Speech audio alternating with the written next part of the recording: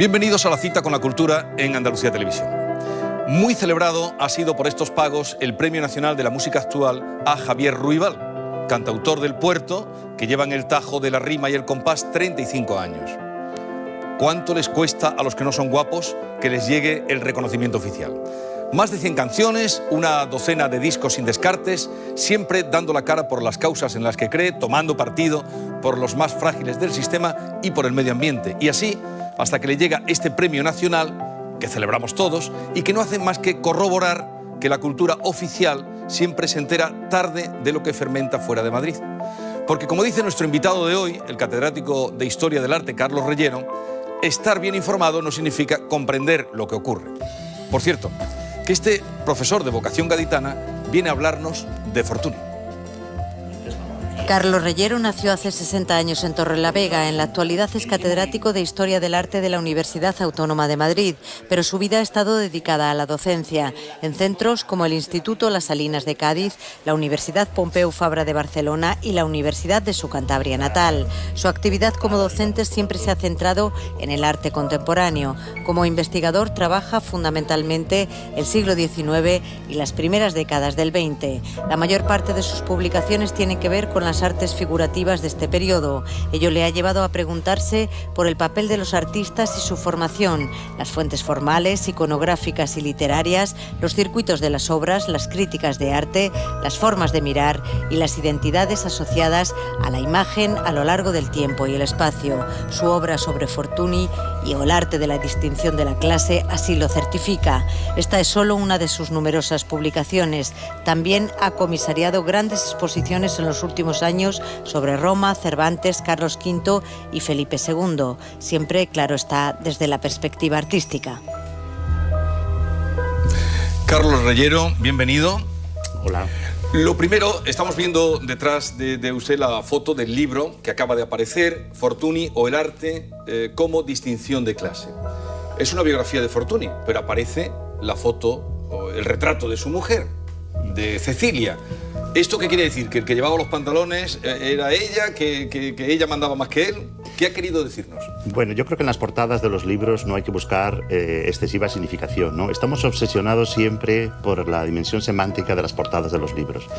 Y en arte y en una portada de un libro se busca ante todo una persuasión estética, ¿no? Elegir una portada es algo muy difícil y recuerdo que con los editores barajamos muchas posibilidades. Los cuadros de Fortuny, por su formato, no funcionaban muy bien en la portada. Y por otra parte, el libro no solamente habla de Fortuny, sino habla de su tiempo, es una biografía social, ¿no? Habla de la distinción de clase, fundamentalmente. Y en ese contexto, pues su esposa era un ejemplo de esa distinción de clase, ¿no? Era un ejemplo muy significativo de lo que significaba la distinción de clase. No hay ninguna intención psicoanalítica detrás de la elección de Cecilia en la portada. Pero era porque sí, era Fortuny, que además Fortuny tenía un físico bueno. Y ¿no? Sí, era guapo. Los amigos y los cronistas hablan del atractivo físico de Fortuny. Siempre hay que tomar con cautela estas observaciones, puesto que Fortuny murió muy joven, a los 36 años, y uno siempre tiene tendencia a idealizar y a hablar bien de sus amigos y del pasado. Pero efectivamente era un hombre que cuentan que era muy atractivo. Y le gustaba mucho disfrazarse. Sí, el disfraz es algo habitual en la cultura del ocio del siglo XIX. Es decir, que es algo que hoy asociamos más bien con una diversión popular o mundana, pero no de las clases altas. La alta sociedad europea y española en general tenía como forma de ocio ser otro, ¿no? Sabemos que la reina Victoria de Inglaterra se disfrazaba como una de sus antepasadas, que Eugenia de Montijo se disfrazaba de María Antonieta, y era una manera de hacer fiestas. No tenía, por supuesto, a Fortuny le gustaba porque le gustaban ese tipo de diversiones. Usted habla de él, que vivió muy pocos años. Además, curiosamente, muere el mismo año que nace otro mariano ejemplar. El año que muere es el año que muere Larra es el año que nace Fortuny. Es verdad, sí. Bueno, esas son coincidencias. Coincidencias. De la vida, sí. Pero digo que son dos marianos ejemplares. Sí. Pero usted habla de aquí de que fue un artista políglota, incluso podemos decir un español. Bueno, usted dice fue un catalán, marroquí, español, italiano y granadino, podríamos decir. Por supuesto. Bueno, yo creo que ser artista en el siglo XIX, igual que hoy, obliga necesariamente a ser cosmopolita. Es decir, que uno, para ser cosmopolita, no tiene necesariamente por qué perder las raíces. Pero un artista del XIX, naciera donde naciera, tenía que ir a Roma, tenía que ir a París y tenía que, digamos, distribuir su obra, digamos, en ámbitos internacionales. Entonces, yo he puesto mucho énfasis en ese cosmopolitismo porque creo que es cierto y porque también pienso que el arte es un lenguaje universal, ¿no? Entonces, hay una postura, digamos, política por mi parte a la hora de defender el cosmopolitismo de Fortuny. Naturalmente que era catalán. Yo defiendo absolutamente todos los componentes de origen catalán que hay en su obra, pero Fortuny no se entiende sin Italia. Para los italianos es un artista italiano, para los franceses es un artista francés y por supuesto contribuyó a la idea de la españolidad y podríamos decir a la idea del andalucismo también, ¿no? Al mito romántico de Andalucía. Y todo eso es compatible. Y por eso digo que en la introducción que deslocalizo a Fortuny, ¿no? Porque sí, habla siempre de artista internacional, pero ¿cómo se le recuerda en Reus? En Reus se le recuerda con orgullo, naturalmente, desde el mismo momento de su muerte. Él, de hecho, no perdió la relación nunca con Reus. Eso también hay que tenerlo muy presente. Es decir, él tenía hermanos en Reus y tenía familia en Reus, familia que, según parece, él ayudaba económicamente, porque él hizo mucho dinero. Y en Reus se han conservado dibujos de su primera época. Y es muy significativo, por ejemplo, que en el momento de la muerte de Fortuny, un familiar suyo, un tío suyo, pues diga, aquí tengo yo mis dibujos y quiero a ver si se pueden sacar valor. Es decir, que siempre se le ha recordado, siempre. No, digo esto porque en Granada Fortuny es muy querido, muy recordado desde siempre. Antes de que usted viniera a decirnos que entre Goya y Picasso es Fortuny, el pintor del siglo XIX. Sí, yo creo que siempre es difícil. Uno dice esas cosas así un poco como máximas, que son esos titulares que a veces se utilizan en términos periodísticos donde faltan los matices grises entre el blanco y el negro, ¿no? Pero es cierto que entre la generación de Goya y la generación de los modernistas y de lo moderno propiamente dicho, me refiero no solo a Picasso, sino a Casas, a Rusiñol, a la generación modernista catalana, ¿qué artistas del XIX importantes hay? Pues Rosales probablemente, pero no tiene esa dimensión cosmopolita de Fortuny, ¿no? Pero ha estado siempre así reconocido. Ahora estamos en una exposición que recomiendo que vayan a verla. Está siendo muy visitada, por cierto. El otro día la vi con dificultad por la cantidad de gente que había, pero me alegró que hubiera tanta gente en el CaixaForum de Sevilla, que no sé si lo conoce. Sí, lo conozco. Sí, vi una exposición. Cuando lo inauguraron había una exposición de Sorolla y una exposición de fondos de la Caixa. Que sí que... Usted sabrá, como está muy bien informado, además me gusta esa frase cuando dice que no siempre está bien informado, es estar al tanto de lo que ocurre, pero sabe que el CaixaForum de Sevilla quedó jibarizado, iba a ser en las Atarazanas, una obra grandiosa, pero el peso de la tradición tiene embarrado eso. Pero en fin, bueno. Vayamos a otra cosa. Había mucha gente viendo la exposición de Fortuny. Quería preguntarle, ¿siempre ha sido un pintor reconocido o este libro viene, porque me da la impresión de que llama la atención, leyendo este libro, que incide mucho en la importancia que tiene Fortuny? Sí, la fortuna de los artistas siempre es variable, es decir, que cada época tiene unos mitos, configura unos mitos sobre los artistas del pasado. Fortuny estuvo muy prestigiado en el momento de su muerte, por unas razones de tipo económico y también de un uso nacional del arte, tanto en Cataluña como en España, a partir de su muerte, en el año 74, y en los años 70, 80, 90, fue un artista crucial, se pagaba muchísimo, y después yo creo que sufrió una crisis, es decir, a principios, al hilo, digamos, de las experiencias de vanguardia, la pintura de Fortuny se vio una pintura muy anticuada, sobre todo una parte de la pintura de Fortuny, todo lo que se llama fortunismo, digamos, toda la pintura de Casacón, todos los modelos del 18, entraron en crisis, y de hecho hay muchos testimonios que yo recojo en el libro de cómo los artistas modernos realmente se rebelan contra eso. Y después se produjo una valoración gradual. Por ejemplo, a Dalí pues le encantaba Fortuny, compró un Fortuny, tenía un Fortuny, ¿no? Es decir, que al hilo de ciertas experiencias surrealistas, por ejemplo, pues Fortuny cobró fama. Y yo creo que sigue siendo un artista, ha seguido siempre siendo un artista importante, es decir, no ha bajado tanto. Yo creo que ahora a lo mejor está nuevamente recuperándose, pero digamos que tiene siempre sus altibajos, pero como todos los artistas. Bueno, ¿no? este va a ser su año, porque esta exposición del CaixaForum, el libro que acaba de aparecer en Ediciones Cátedra, que además me está encantando, porque es que usted habla de la vida, lo que contaba al principio, que le interesaba, y lo cuenta muy bien, la sociedad del momento, no solo Fortuny, sino lo que está pasando en el país y en el mundo. Sí, mi objetivo con el libro ha sido contar lo que yo llamo las emociones menores, ¿no? Yo estoy un poquito cansado de toda la épica del arte, ¿no? La épica de los mitos, la épica de los grandes artistas, la época... Como si la vida de una persona que fuese artista estuviese desde el principio ungida por un destino, ¿no?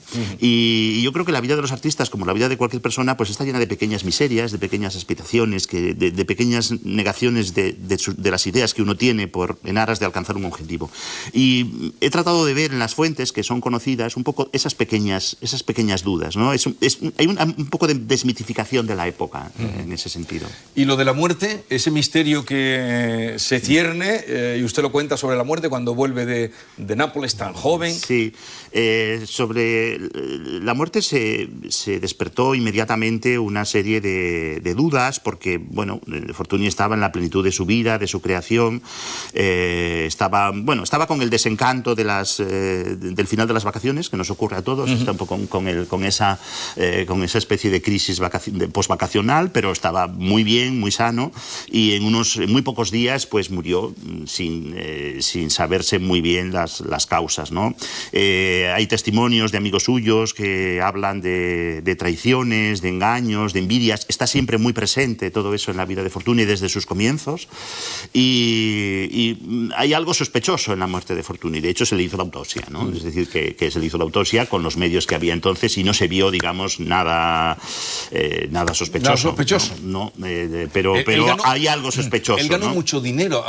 Yo lo que no sabía es que era pobre cuando cuenta aquí que van con el abuelo, ¿no? Sí. Vendiendo las figuritas de cera. Vendiendo las figuritas de cera, pobres, sí. pobres. Bueno, pobres, yo creo que eso también se ha mitificado mucho en las biografías, ¿no? Esa idea de que se va desde la nada hasta el todo. La mayoría de las personas en la España de 1840 eran pobres, es decir, lo raro era ser rico. Los ricos eran pocos, entonces tenían lo necesario, es decir, que no tenían un trabajo y tenían ciertas relaciones, ¿no? Y lo de ir andando a Barcelona, pues era una cosa que parece ser que no era tan raro. Que no era tan raro. Incluso yo he comentado con algunas personas que hasta los años 40 y 50 hacer unos recorridos de 20 o 30 kilómetros para ir a una ciudad se hacía. Pero ellos hacen 100 kilómetros andando. Ellos hacen 100 kilómetros andando. Y luego también deja a sus hermanas en la casa de caridad, Dejan en ¿no? la casa de caridad a sus hermanas. O sea que sí, no, que evidentemente sí, tenían unas... eran humildes. Sí. Vamos a ver algunos cuadros de Fortuny, si le parece, de los que vienen además aquí, de las láminas que aparecen en el libro, y nos comenta pues un poco qué mirada, pues no sé, o qué representa ese cuadro, o en qué momento, en qué época estamos. Sí. Bueno, también quería hablar de su libro, porque ha aparecido un desnudo ahí, porque usted es especialista en los desnudos del siglo XIX. Bueno, ser especialista en los desnudos, yo creo que no hay nadie especialista en los desnudos. Habría que ver muchos desnudos. Habría que ver muchos desnudos. Pero bueno, usted escribió un libro de Bueno, escribí un libro sobre el desnudo femenino, sí, exacto, sobre el cuerpo, sí, hace unos años. Sí, me interesó. Es un tema clásico de la historia del arte, ¿no? El tema del desnudo está ligado a la propia historia del arte desde su origen clásico, ¿no? Y ha estado siempre presente ahí como un tema tabú, pudor, cómo representarlo, cómo entenderlo, ¿no? Porque, y bueno, me interesó por eso. El desnudo siempre es difícil para un artista, ¿no? El desnudo siempre es muy difícil, evidentemente, porque está condicionado por muchos temas de lo que significa el cuerpo en la sociedad, ¿no? Fundamentalmente. Aparte de los problemas de tipo técnico representativo, tiene una dimensión social compleja, ¿no? Entonces, hay una dimensión ahí personal, de atractivo físico, de cómo la imagen puede evocar la realidad misma, y es algo complicado. A ver, ¿y este cuadro? ¿Este es el desnudo más atrevido? ¿O? No, esto en el siglo XIX ese decía... es el origen del mundo. El origen del mundo de Courbet. Yo siempre... no lo suelo poner en clase, la verdad, cuando hablo de Courbet, pero siempre digo que no hay cuerpo, es decir, no hay figura, lo decían. Lamentablemente el pintor se ha olvidado de la cara, de los pechos, de las piernas. No aparece en su libro, no aparece en el libro. No considera desnudo. Aparece, hombre, sí, es un fragmento de un cuerpo. Pero es lo más que se puede enseñar. Bueno, vamos a un desnudo de... No es lo más que se puede enseñar. El cuerpo son muchas cosas. Hay delante, hay detrás, A ver, hay arriba y Carlos, ¿el arte es la expresión de la belleza o la expresión de la vida? Yo creo que el arte históricamente tiene una relación complicada con la belleza, ¿no? La idea de que se está creando belleza al producir arte es una construcción relativamente moderna, que yo creo que arranca del Renacimiento, que tiene un punto álgido en el siglo XIX, y hay una conciencia de que se deben de crear objetos bellos. Pero si hacemos un repaso de todos los objetos que llamamos arte, realmente esa belleza la ha puesto la mirada posterior. Es decir, cuando un artífice de la Edad Media o del mundo antiguo o del mundo contemporáneo, me refiero actual, de nuestros días o del siglo XX-XXI, está haciendo un objeto que aspira a quedar inserto en el sistema de las artes, no tiene la belleza como objetivo prioritario. Otra cosa es que el espectador, el crítico, haga una reflexión sobre algunos procedimientos estéticos. Quiere decir que yo diría que tiene más que ver con la vida del creador o con la vida de las personas o con pulsiones en general de la vida, pero la belleza es un elemento más de esa vida. Vamos a ver un desnudo de Fortuny, ¿no? Ya que estamos hablando, que además aparece, creo, aquí, ¿no? El desnudo en la playa. El desnudo de Portici, ¿no? De Portici, sí. A ver bueno, ¿qué nos puede decir? Ahora va a aparecer ese cuadro, ahí está. Ese sí es un desnudo, ¿no? Ese sí es un desnudo, sí. Es una obra de Fortuny realizada en los últimos años de su vida, en el último momento de su vida, cuando él veraneó en la localidad de Portici, que está en el Golfo de Nápoles, y pinta muchas escenas de playa, y esta es una de tantas escenas de los niños y las niñas se bañaban desnudos en las playas. No había esa cultura, digamos, de veraneo, de tomar el sol que conocemos hoy, y digamos que más bien el cuadro es una reflexión sobre la incidencia de la luz sobre el cuerpo, ¿no? Más que un desnudo propiamente dicho. Yo creo que no hay una preocupación temática, a mi modo de ver, en esta obra. Pero ese cuadro es un buen cuadro, ¿no? Es un cuadro de primer orden, ¿no? Es un cuadrito realmente, es un cuadrito muy pequeño, ¿no? A mí me llamó la atención, tengo aquí el catálogo de esta exposición que hay, Andalucía en el imaginario de Fortuny, lo bien que dibujaba. Sí, ¿no? Bueno, esto es un atrevimiento por mi parte decirlo ante un crítico, un catedrático. No, Fortuny era un excelente dibujante. Sobre todo tenía una capacidad extraordinaria para, digamos, a partir de muy pocos trazos, digamos, conseguir realmente precisar un asunto, ¿no? Es decir, realmente a veces los dibujos de Fortuny son tan interesantes, tan valiosos como sus propias pinturas. Este cuadro, ¿qué nos puede decir de él? La salida de misa, la procesión el día de lluvia, creo que se llama. Sí, salida de misa, procesión el día de lluvia. Sí. Bueno, es uno de los cuadros que pinta Fortuny en Madrid, donde pasa unas importantes temporadas de su vida. Los temas del realismo se preocupan generalmente por estos temas, digamos, colaterales, ¿no? No las grandes tensiones de los grandes asuntos, sino esos pequeños accidentes, ¿no? La lluvia, la procesión que tiene que volver a la iglesia, los personajes secundarios, ¿no? Digamos, marginar un poco esos asuntos en función del... Pero ahí ya hay una modernidad en que son manchas, ¿no? Sí, efectivamente. Siempre el tema de la modernidad, ya que saca el tema, siempre es una construcción un poco colonialista, ¿no? Claro, depende de en qué porque momento nos hemos asumido, digamos, la necesidad de ser modernos, ¿no? ¿Qué pasa? ¿Que para justificar a Murillo hay que decir que era muy moderno? No, Murillo es bueno, Zurbarán es bueno y Velázquez es bueno, sin necesidad de justificar que los pintores modernos se interesaron por ellos. Es decir, la grandeza de un artista no tiene que ver con determinadas categorías que los críticos de una época crean. Vale. Efectivamente entiendo la pregunta, entiendo que esa fugacidad, esa inmediatez, ¿no? La inmediatez expresiva de la pintura, esa sí que creo que existe, claro que sí.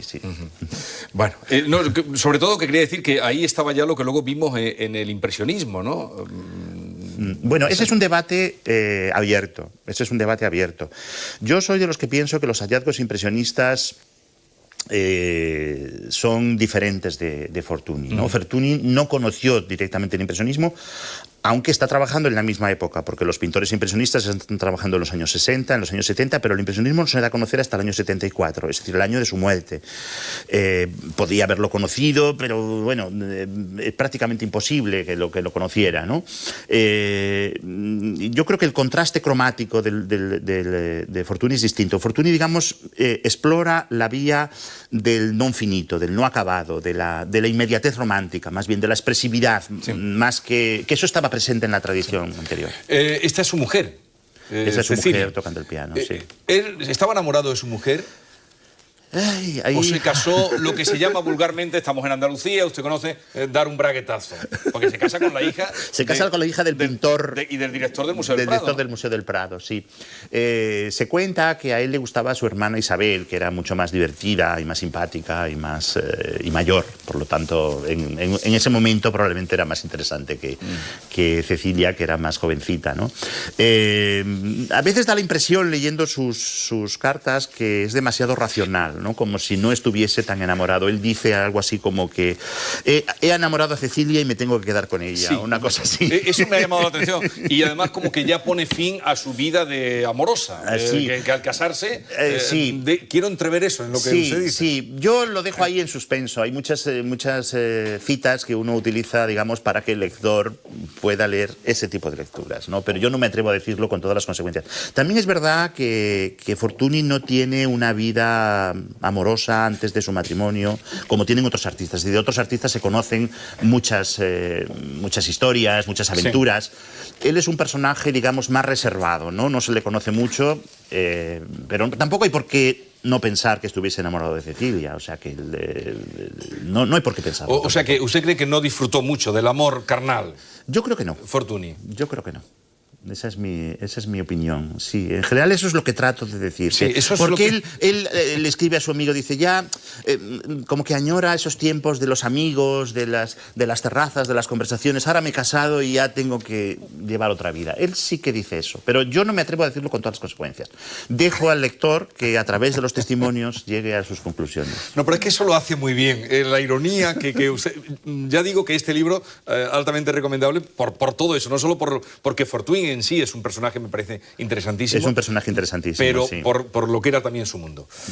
Charo Gutiérrez, Carlos Reyero, lo sabe todo del 19, lo sabe todo de Fortuny. Sí, lo estamos escuchando. Lo sabe todo de... Bueno, pues vamos nosotros a saber un poquito más de él, ¿no? Vamos a ver si lo conseguimos. A ver si lo conseguimos. A ver si no se nos va. Esperemos que no. Empezamos, Carlos. ¿El arte nos hace mejores personas? Yo creo que no. Yo creo que no nos hace mejores personas, porque el arte está sujeto a las mismas pasiones de la vida. Por lo tanto, por sí mismo, no nos hace mejores personas. ¿Su color preferido? Azul. En el mercado del arte, ¿quién pone el precio? ¿El artista, los mercantes o el capricho de un millonario? El sistema es complejo, es como el sistema... El arte está sometido a las mismas presiones de cualquier objeto en el sistema capitalista, por lo tanto, ni uno ni otro, es decir, que todo obedece a los intereses y a las presiones de cada uno. ¿El tiempo pone siempre a los artistas en su sitio? No, porque los artistas no tienen sitio.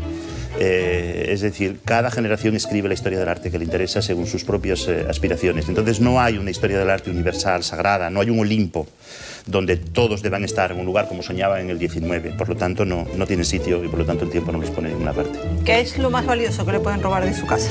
Pues casi nada, porque tengo muy poquitas cosas. O sea que a lo mejor me pueden robar el ordenador, la nevera no, porque es bastante voluminosa y cuesta mucho que salga por la entrada. En el momento que vivimos, para usted, ¿quién es una persona cuerda en nuestro país?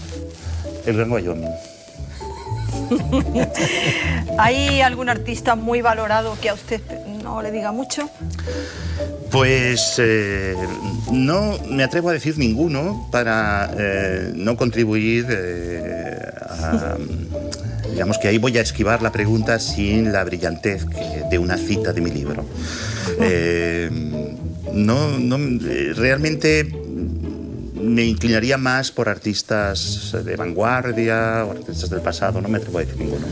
¿Y entre Velázquez y Picasso? Bueno, no, ahí es muy difícil elegir. Yo creo que, por supuesto, Velázquez y, por supuesto, Picasso. Es que esos son dos mitos absolutamente incomparables. Yo creo que no podría elegir tampoco. ¿A quién le daría el premio Nobel?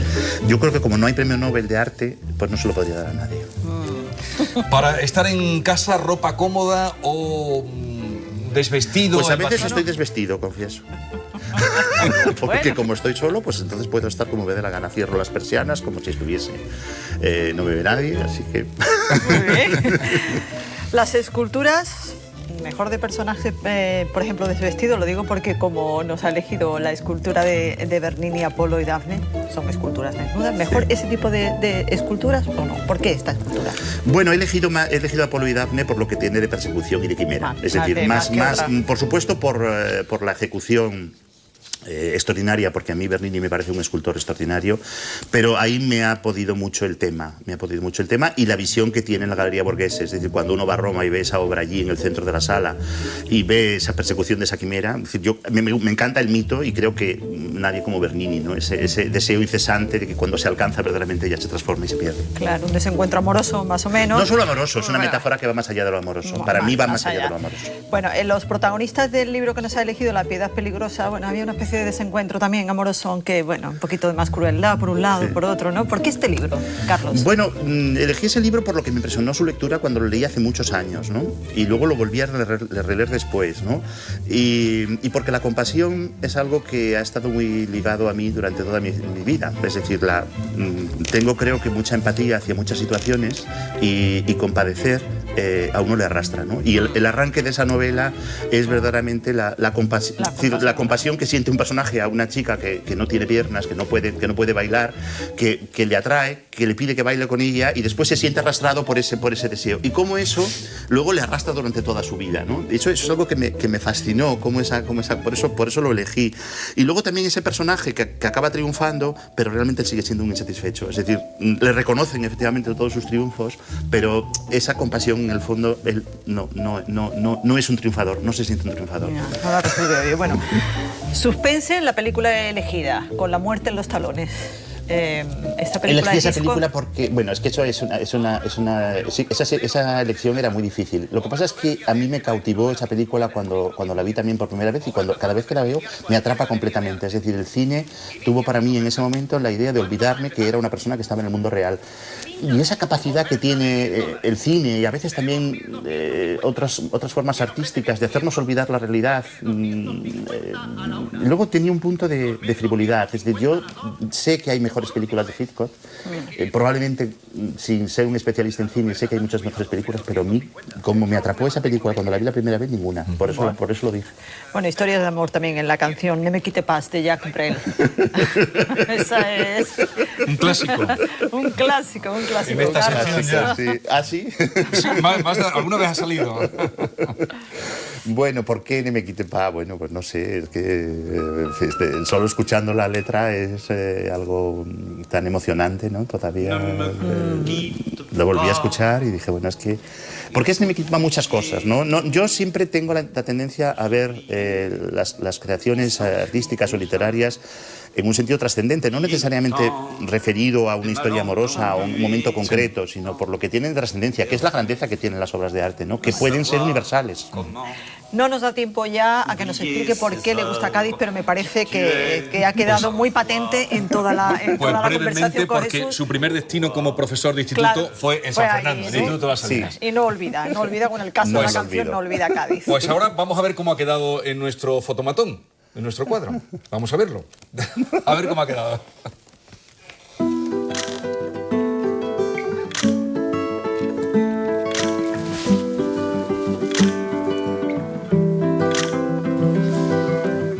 Bueno, ¿se reconoce? Qué exigente. No, bueno, nada. Gracias por la visita, ha sido un placer. Y Fortuny, o el arte como distinción de clases, a mí me ha encantado, así es que enhorabuena y desde aquí lo recomiendo. Muchísimas gracias. Gracias, Carlos.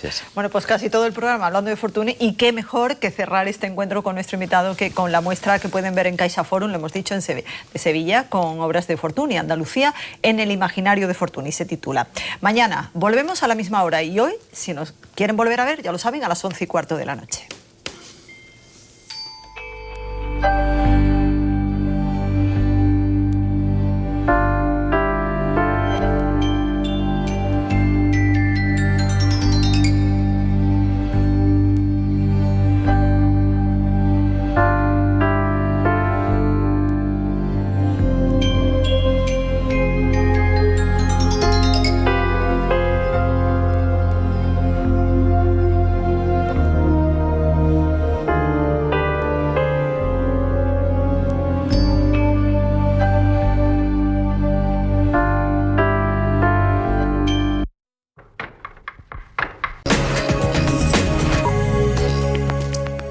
Bienvenidos a la cita con la cultura en Andalucía Televisión.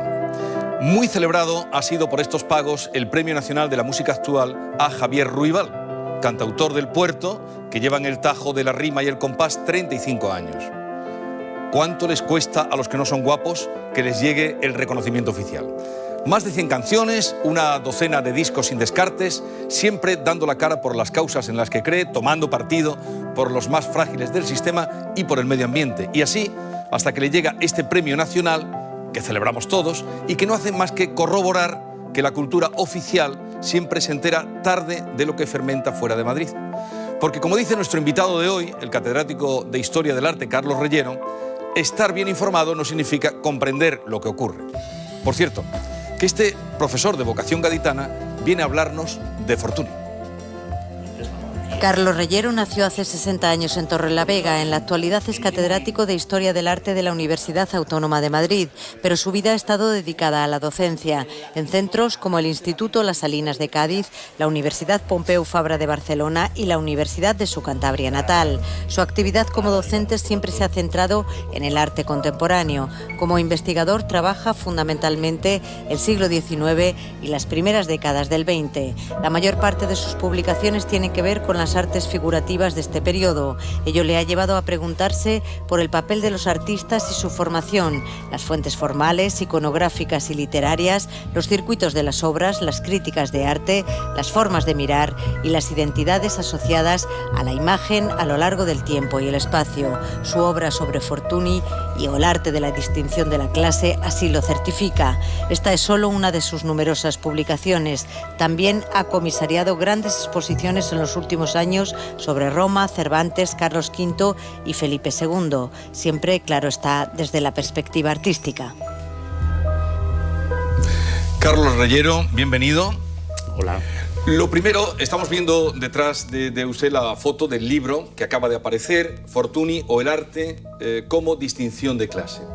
Es una biografía de Fortuny, pero aparece la foto o el retrato de su mujer, de Cecilia.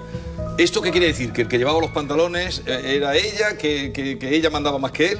¿Qué ha querido decirnos? Bueno, yo creo que en las portadas de los libros no hay que buscar excesiva significación, ¿no? Estamos obsesionados siempre por la dimensión semántica de las portadas de los libros. Y en arte y en una portada de un libro se busca ante todo una persuasión estética, ¿no?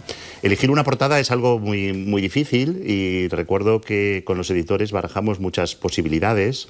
Los cuadros de Fortuny, por su formato, no funcionaban muy bien en la portada. Y por otra parte, el libro no solamente habla de Fortuny, sino habla de su tiempo, es una biografía social, ¿no? Habla de la distinción de clase, fundamentalmente. Y en ese contexto, pues su esposa era un ejemplo de esa distinción de clase, ¿no? Era un ejemplo muy significativo de lo que significaba la distinción de clase. No hay ninguna intención psicoanalítica detrás de la elección de Cecilia en la portada. Pero era porque sí, era Fortuny, que además Fortuny tenía un físico bueno. Y sí, los amigos y los cronistas hablan del atractivo físico de Fortuny. Siempre hay que tomar con cautela estas observaciones, puesto que Fortuny murió muy joven, a los 36 años, y uno siempre tiene tendencia a idealizar y a hablar bien de sus amigos y del pasado. Pero efectivamente era un hombre que cuentan que era muy, muy atractivo. ¿Y le gustaba mucho disfrazarse? Sí, el disfraz es algo habitual en la cultura del ocio del siglo XIX. Es decir, que es algo que hoy asociamos más bien con una diversión popular o mundana, pero no de las clases altas. La alta sociedad europea y española en general tenía como forma de ocio ser otro, ¿no? Sabemos que la reina Victoria de Inglaterra se disfrazaba como una de sus antepasadas, que Eugenia de Montijo se disfrazaba de María Antonieta, y era una manera de hacer fiestas. No tenía, por supuesto, a Fortuny le gustaba porque le gustaban ese tipo de diversiones. Usted habla de él, que vivió muy pocos años. Además, curiosamente, muere el mismo año que nace otro mariano ejemplar. El año que muere es el año que muere Larra es el año que nace Fortuny. Es verdad, sí. Bueno, esas son coincidencias. Coincidencias. De la vida, sí. Pero digo que son dos marianos ejemplares. Sí. Pero usted habla de aquí de que fue un artista políglota, incluso podemos decir un español. Bueno, usted dice fue un catalán, marroquí, español, italiano y granadino, podríamos decir. Por supuesto. Bueno, yo creo que ser artista en el siglo XIX, igual que hoy, obliga necesariamente a ser cosmopolita. Es decir, que uno, para ser cosmopolita, no tiene necesariamente por qué perder las raíces. Pero un artista del XIX, naciera donde naciera, tenía que ir a Roma, tenía que ir a París y tenía que, digamos, distribuir su obra, digamos, en ámbitos internacionales. Entonces, yo he puesto mucho énfasis en ese cosmopolitismo porque creo que es cierto y porque también pienso que el arte es un lenguaje universal, ¿no? Entonces, hay una postura, digamos, política por mi parte a la hora de defender el cosmopolitismo de Fortuny.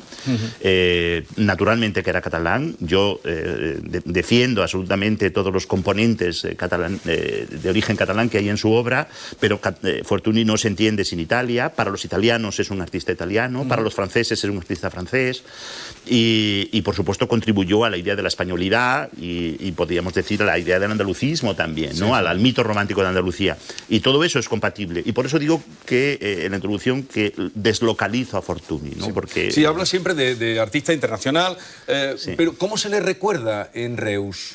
En Reus se le recuerda con orgullo, naturalmente, desde el mismo momento de su muerte. Él, de hecho, no perdió la relación nunca con Reus. Eso también hay que tenerlo muy presente. Es decir, él tenía hermanos en Reus y tenía familia en Reus, familia que, según parece, él ayudaba económicamente, porque él hizo mucho dinero.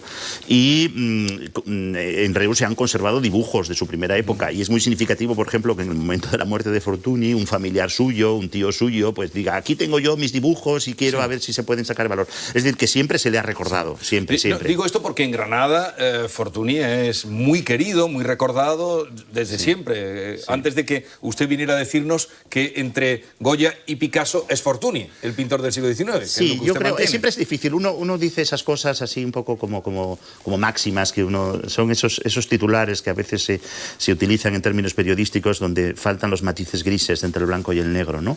Pero es cierto que entre la generación de Goya y la generación de los modernistas y de lo moderno propiamente dicho, me refiero no solo a Picasso, sino a Casas, a Rusiñol, a la generación modernista catalana, ¿qué artistas del XIX importantes hay? Pues Rosales probablemente, pero no tiene esa dimensión cosmopolita de Fortuny, ¿no? Pero ha estado siempre así reconocido. Ahora estamos en una exposición que recomiendo que vayan a verla. Está siendo muy visitada, por cierto. El otro día la vi con dificultad por la cantidad de gente que había, pero me alegró que hubiera tanta gente en el CaixaForum de Sevilla, que no sé si lo conoce. Sí, lo conozco. Sí, vi una exposición. Cuando lo inauguraron había una exposición de Sorolla y una exposición de fondos de la Caixa. Que sí que... Usted sabrá, como está muy bien informado, además me gusta esa frase cuando dice que no siempre está bien informado, es estar al tanto de lo que ocurre, pero sabe que el CaixaForum de Sevilla quedó jibarizado, iba a ser en las Atarazanas, una obra grandiosa, pero el peso de la tradición tiene parado, embarrado eso. Pero en fin, bueno. Vayamos a otra cosa. Había mucha gente viendo la exposición de Fortuny. Quería preguntarle, ¿siempre ha sido un pintor reconocido o este libro viene, porque me da la impresión de que llama la atención, leyendo este libro, que incide mucho en la importancia que tiene Fortuny? Sí, la fortuna de los artistas siempre es variable, es decir, que cada época tiene unos mitos, configura unos mitos sobre los artistas del pasado. Fortuny estuvo muy prestigiado en el momento de su muerte, por unas razones de tipo económico y también de un uso nacional del arte, tanto en Cataluña como en España, en los años, a partir de su muerte, en el año 74, y en los años 70, 80, 90, fue un artista crucial, se pagaba muchísimo, y después yo creo que sufrió una crisis, es decir, a principios, al hilo, digamos, de las experiencias de vanguardia, la pintura de Fortuny se vio una pintura muy anticuada, sobre todo una parte de la pintura de Fortuny, todo lo que se llama fortunismo, digamos, toda la pintura de Casacón, todos los modelos del 18, entraron en crisis, y de hecho hay muchos testimonios que yo recojo en el libro de cómo los artistas modernos realmente se rebelan contra eso. Y después se produjo una valoración gradual. Por ejemplo, a Dalí pues le encantaba Fortuny, compró un Fortuny, tenía un Fortuny, ¿no? Es decir, que al hilo de ciertas experiencias surrealistas, por ejemplo, pues Fortuny cobró fama. Y yo creo que sigue siendo un artista, ha seguido siempre siendo un artista importante, es decir, no ha bajado tanto. Yo creo que ahora a lo mejor está nuevamente recuperándose, pero digamos que tiene siempre sus altibajos, pero como todos los artistas. Bueno, ¿no? este va a ser su año, porque esta exposición de CaixaForum, el libro que acaba de aparecer en Ediciones Cátedra, que además me está encantando, porque es que usted habla de la vida, lo que contaba al principio, que le interesaba, y lo cuenta muy bien, la sociedad del momento, no solo Fortuny, sino lo que está pasando en el país y en el mundo. Sí, mi objetivo con el libro ha sido contar lo que yo llamo las emociones menores, ¿no? Yo estoy un poquito cansado de toda la épica del arte, ¿no? La épica de los mitos, la épica de los grandes artistas, la época... Es decir, como si la vida de una persona que fuese artista estuviese desde el principio ungida por un destino, ¿no? Y yo creo que la vida de los artistas, como la vida de cualquier persona, pues está llena de pequeñas miserias, de pequeñas aspiraciones, de pequeñas negaciones de las ideas que uno tiene en aras de alcanzar un objetivo. Y he tratado de ver en las fuentes que son conocidas un poco esas pequeñas dudas, ¿no? Hay un poco de desmitificación de la época en ese sentido. Y lo de la muerte, ese misterio que se cierne, y usted lo cuenta sobre la muerte cuando vuelve de Nápoles tan joven. Sí, sobre la muerte se despertó inmediatamente una serie de dudas, porque, bueno, Fortuny estaba en la plenitud de su vida, de su creación, estaba con el desencanto del final de las vacaciones, que nos ocurre a todos, está un poco con esa especie de crisis postvacacional, pero estaba muy bien, muy sano, y en muy pocos días pues murió sin saberse muy bien las causas, ¿no? Hay testimonios de amigos suyos que hablan de traiciones, de engaños, de envidias. Está siempre muy presente todo eso en la vida de Fortuny desde sus comienzos, y hay algo sospechoso en la muerte de Fortuny. De hecho, se le hizo la autopsia, ¿no? Es decir, que se le hizo la autopsia con los medios que había entonces y no se vio, digamos, nada sospechoso. Nada sospechoso. No, pero ganó, hay algo sospechoso. Él ganó, ¿no?, mucho dinero. Yo lo que no sabía es que era pobre cuando cuenta aquí que van con el abuelo, ¿no? Sí. Vendiendo las figuritas de cera. Vendiendo las figuritas de cera, pobres, sí. pobres. Bueno, pobres, yo creo que eso también se ha mitificado mucho en las biografías, ¿no? Esa idea de que se va desde la nada hasta el todo.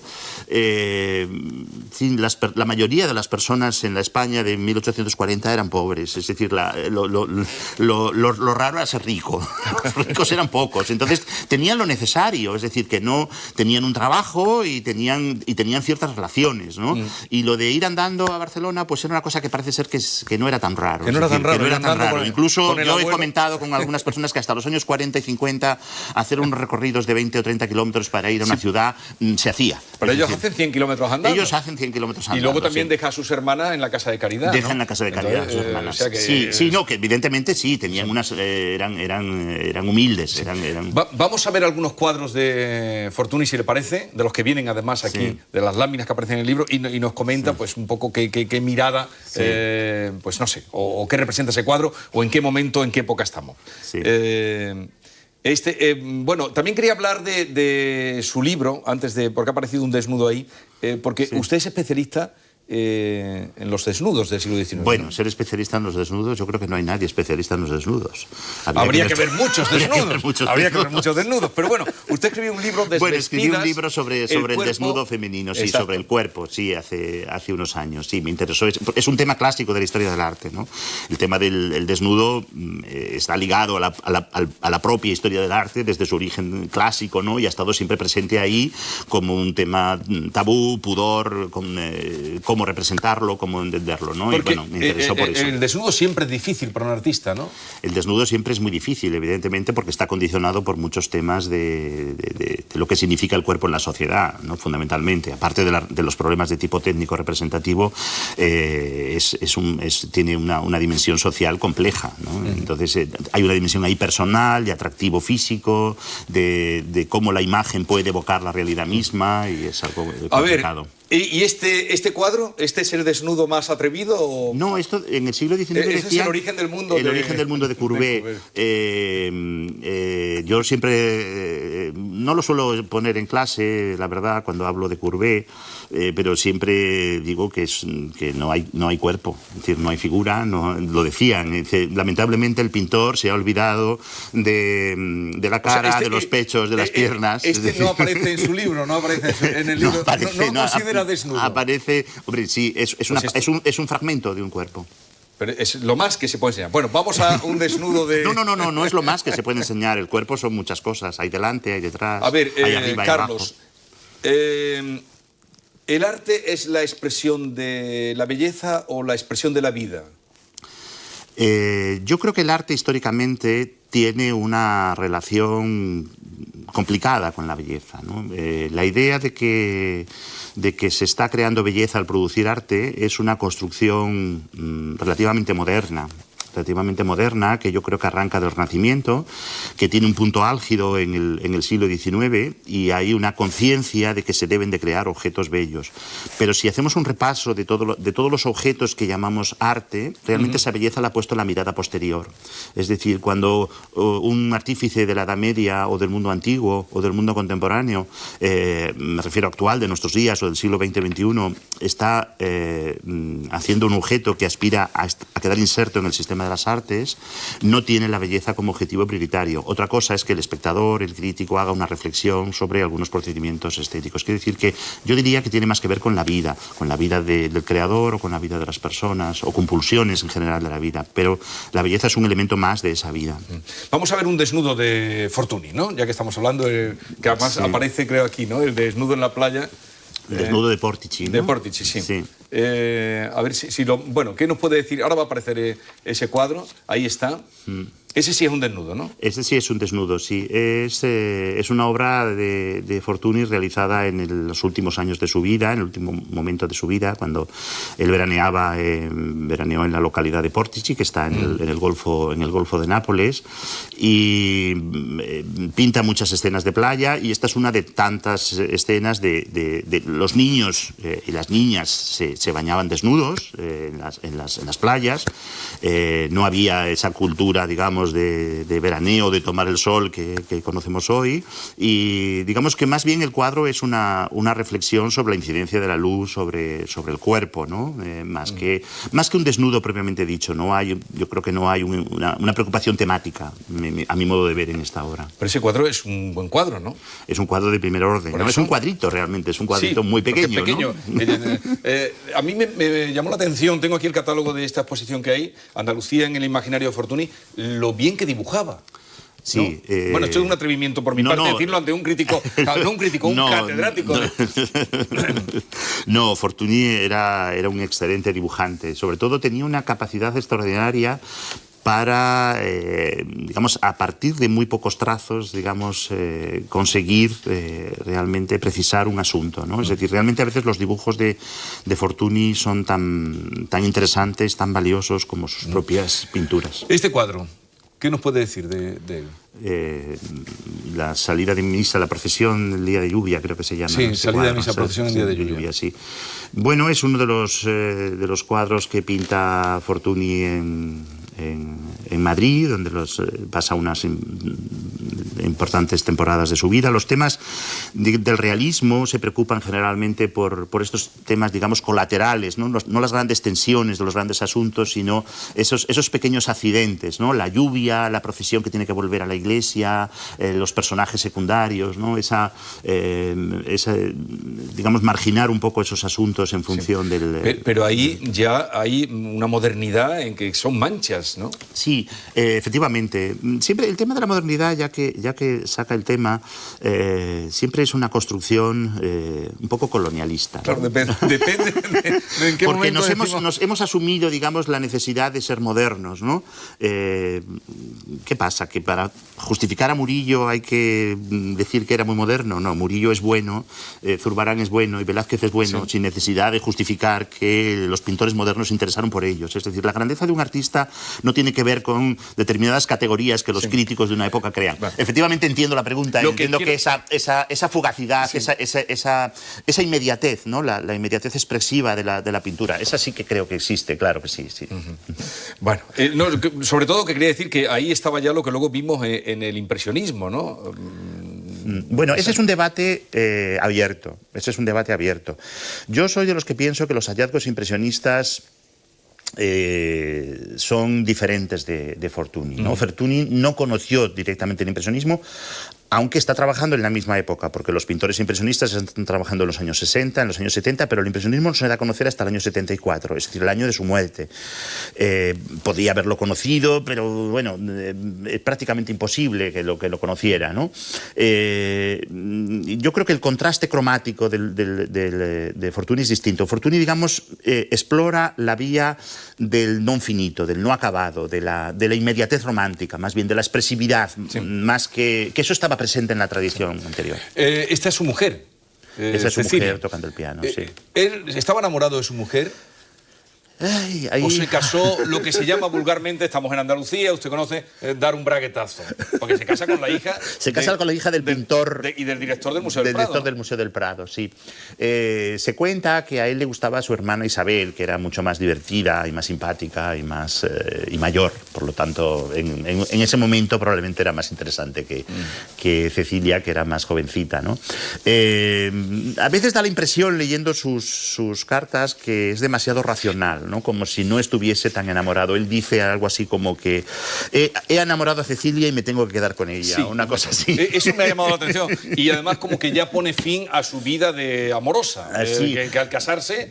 sí. Quiero entrever eso en lo que sí, usted dice. Sí, yo lo dejo ahí en suspenso. Hay muchas citas que uno utiliza, digamos, para que el lector pueda leer ese tipo de lecturas, ¿no? Pero yo no me atrevo a decirlo con todas las consecuencias. También es verdad que Fortuny no tiene una vida amorosa antes de su matrimonio, como tienen otros artistas. Y de otros artistas se conocen muchas historias, muchas aventuras. Sí. Él es un personaje, digamos, más reservado, ¿no? No se le conoce mucho, pero tampoco hay por qué no pensar que estuviese enamorado de Cecilia. O sea, que no hay por qué pensarlo. O sea, que usted cree que no disfrutó mucho del amor carnal.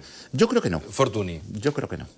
Esa es mi opinión. Sí, en general eso es lo que trato de decir. Sí, eso es porque él le escribe a su amigo, dice ya, como que añora esos tiempos de los amigos, de las terrazas, de las conversaciones. Ahora me he casado y ya tengo que llevar otra vida. Él sí que dice eso, pero yo no me atrevo a decirlo con todas las consecuencias. Dejo al lector que a través de los testimonios llegue a sus conclusiones. No, pero es que eso lo hace muy bien. La ironía que usted... Ya digo que este libro, altamente recomendable por todo eso, no solo porque Fortuny en sí es un personaje, me parece, interesantísimo. Es un personaje interesantísimo, pero sí, por lo que era también su mundo. Charo Gutiérrez, Carlos Reyero, Carlos, lo sabe todo del 19, lo sabe todo de Fortuny. Sí, lo estamos escuchando. Lo sabe todo de... Bueno, pues vamos nosotros a saber un poquito más de él, ¿no? Vamos a ver si lo conseguimos. A ver si lo conseguimos. A ver si no se nos va. Esperemos que no. Empezamos, Carlos. ¿El arte nos hace mejores personas? Yo creo que no.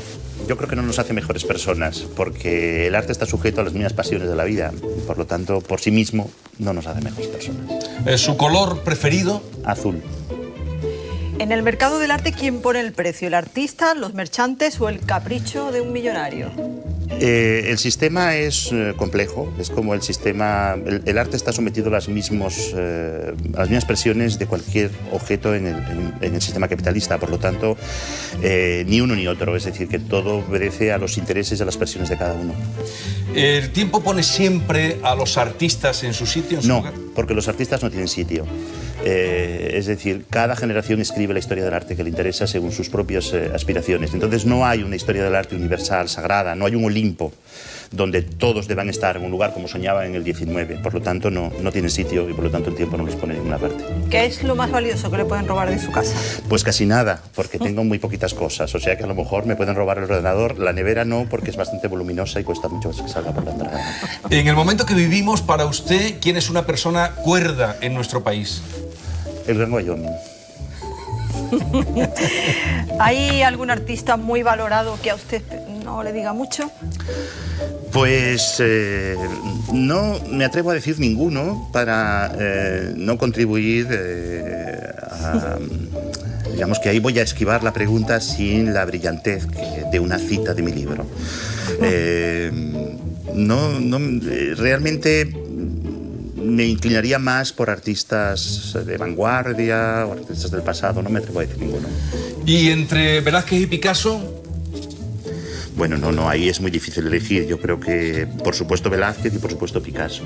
Es que esos son dos mitos absolutamente incomparables. Yo creo que no podría elegir tampoco. ¿A quién le daría el premio Nobel? Yo creo que como no hay premio Nobel de arte, pues no se lo podría dar a nadie. Para estar en casa, ropa cómoda o desvestido. Pues a veces estoy desvestido, confieso. Porque como estoy solo, pues entonces puedo estar como me dé la gana. Cierro las persianas como si estuviese. No me ve nadie, así que... Muy bien. Las esculturas, mejor de personaje, por ejemplo, desvestido, lo digo porque como nos ha elegido la escultura de Bernini, Apolo y Dafne, son esculturas desnudas. ¿Mejor ese tipo de esculturas o no? ¿Por qué esta escultura? Bueno, he elegido a Apolo y Dafne por lo que tiene de persecución y de quimera. Es decir, más por supuesto, por la ejecución extraordinaria, porque a mí Bernini me parece un escultor extraordinario, pero ahí me ha podido mucho el tema, y la visión que tiene en la Galería Borghese. Es decir, cuando uno va a Roma y ve esa obra allí en el centro de la sala y ve esa persecución de esa quimera, es decir, me encanta el mito y creo que nadie como Bernini, ¿no? Ese deseo incesante de que cuando se alcanza verdaderamente ya se transforma y se pierde. Claro, un desencuentro amoroso más o menos. No solo amoroso, es una metáfora que va más allá de lo amoroso. Para mí va más allá de lo amoroso. Bueno, en los protagonistas del libro que nos ha elegido, La piedad peligrosa, bueno, había una especie de desencuentro también amoroso, aunque bueno, un poquito de más crueldad por un lado y por otro, ¿no? ¿Por qué este libro, Carlos? Bueno, elegí ese libro por lo que me impresionó su lectura cuando lo leí hace muchos años, ¿no? Y luego lo volví a releer después, ¿no? Y porque la compasión es algo que ha estado muy ligado a mí durante toda mi vida. Es decir, tengo creo que mucha empatía hacia muchas situaciones y compadecer a uno le arrastra, ¿no? Y el arranque de esa novela es verdaderamente la compasión que siente un personaje a una chica que no tiene piernas, que no puede bailar, que le atrae, que le pide que baile con ella y después se siente arrastrado por ese deseo. Y cómo eso luego le arrastra durante toda su vida, ¿no? Eso es algo que me fascinó, por eso lo elegí. Y luego también ese personaje que acaba triunfando, pero realmente sigue siendo un insatisfecho. Es decir, le reconocen efectivamente todos sus triunfos, pero esa compasión en el fondo él no es un triunfador, no se siente un triunfador. No la resuelve hoy. Bueno, suspense en la película elegida, Con la muerte en los talones. Esta película elegí esa película porque, bueno, es que eso esa elección era muy difícil. Lo que pasa es que a mí me cautivó esa película cuando la vi también por primera vez y cada vez que la veo me atrapa completamente. Es decir, el cine tuvo para mí en ese momento la idea de olvidarme que era una persona que estaba en el mundo real. Y esa capacidad que tiene el cine y a veces también otras formas artísticas de hacernos olvidar la realidad, luego tenía un punto de frivolidad. Es decir, yo sé que hay mejores películas de Hitchcock, probablemente sin ser un especialista en cine sé que hay muchas mejores películas, pero a mí, como me atrapó esa película cuando la vi la primera vez, ninguna. Por eso lo dije. Bueno, historias de amor también en la canción Ne me quite paz de Jacques Brel. Esa es... Un clásico. Un clásico. En esta sección ya. Sí. ¿Ah, sí? Sí, alguna vez ha salido. Bueno, ¿por qué Ne me quite paz? Bueno, pues no sé, es que solo escuchando la letra es algo tan emocionante, ¿no? Todavía lo volví a escuchar y dije, bueno, es que... Porque Ne me quite paz muchas cosas, ¿no? Yo siempre tengo la tendencia a ver las creaciones artísticas o literarias en un sentido trascendente, no necesariamente referido a una historia amorosa o a un momento concreto, sino por lo que tienen de trascendencia, que es la grandeza que tienen las obras de arte, ¿no? Que pueden ser universales. No nos da tiempo ya a que nos explique por qué le gusta Cádiz, pero me parece que ha quedado muy patente en toda la conversación con porque Jesús. Su primer destino como profesor de instituto fue en San Fernando, en el Instituto de las Salinas. Sí. Y no olvida con el caso de la canción, no olvida Cádiz. Pues ahora vamos a ver cómo ha quedado en nuestro fotomatón, en nuestro cuadro. Vamos a verlo. A ver cómo ha quedado.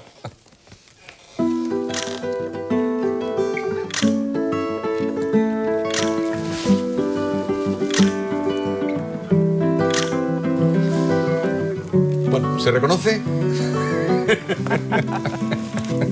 Qué exigente. No, nada. Gracias por la visita, ha sido un placer. Y Fortuny, o el arte como distinción de clases, a mí me ha encantado, así es que enhorabuena y desde aquí lo recomiendo. Muchísimas gracias. Muchísimas gracias. Bueno, pues casi todo el programa hablando de Fortuny, y qué mejor que cerrar este encuentro con nuestro invitado que con la muestra que pueden ver en CaixaForum, lo hemos dicho, de Sevilla, con obras de Fortuny, Andalucía, en el imaginario de Fortuny, se titula. Mañana volvemos a la misma hora y hoy, si nos quieren volver a ver, ya lo saben, a las 11:15 de la noche.